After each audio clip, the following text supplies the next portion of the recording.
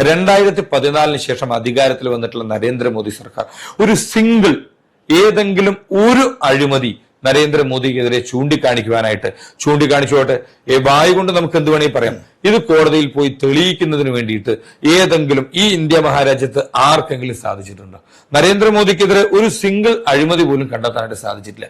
365 ദിവസവും 24 മണിക്കൂറും ഈ രാജ്യത്തെ ജനങ്ങളെ കുറിച്ച് ചിന്തിക്കുന്ന നാഷൻ ഫസ്റ്റ് എന്നുള്ള കാഴ്ചപ്പാടുകൂടി പ്രവർത്തിക്കുന്ന ഏത് പൊളിറ്റിക്കൽ പാർട്ടിയാണ് ഈ രാജ്യത്ത് വേറെയുള്ളത്? അപ്പൊ ഇത്തരത്തിൽ ദേശീയ താല്പര്യങ്ങൾ സംരക്ഷിക്കപ്പെടണം എന്ന് പറയുന്ന സമയത്ത് ഒരു വശത്ത് രാമക്ഷേത്രം പണിയുന്ന അതേ സമയത്ത് തന്നെ ഇവിടെ എയിംസ് പണിയുന്നു.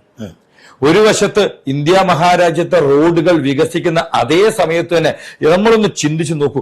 ഈ നാട്ടിലെ ജനങ്ങളുടെ, ഇവിടുത്തെ പാവപ്പെട്ട ജനങ്ങളുടെ വീട്ടിലെ ശുചിമുറിയെ കുറിച്ച്, ഇവിടെ പാവപ്പെട്ട ജനങ്ങൾക്ക് ശൗചാലയം പണിയണം എന്നതിനെ കുറിച്ച് ചിന്തിച്ച് അത് പ്രാവർത്തികമാക്കുന്നതിന് വേണ്ടിയിട്ട് പരസ്യമായിട്ട് മുന്നോട്ട് വന്ന് സംസാരിച്ച് അതിനുവേണ്ടി സ്വച്ഛ ഭാരത് പദ്ധതി ഉൾപ്പെടുത്തി ശൗചാലയങ്ങൾ നിർമ്മിച്ചു കൊടുക്കുന്നതിനെ കുറിച്ച് സംസാരിക്കുന്ന എത്ര പ്രധാനമന്ത്രിമാരെ നിങ്ങൾക്ക് ചൂണ്ടിക്കാണിച്ചു തരാൻ സാധിക്കും?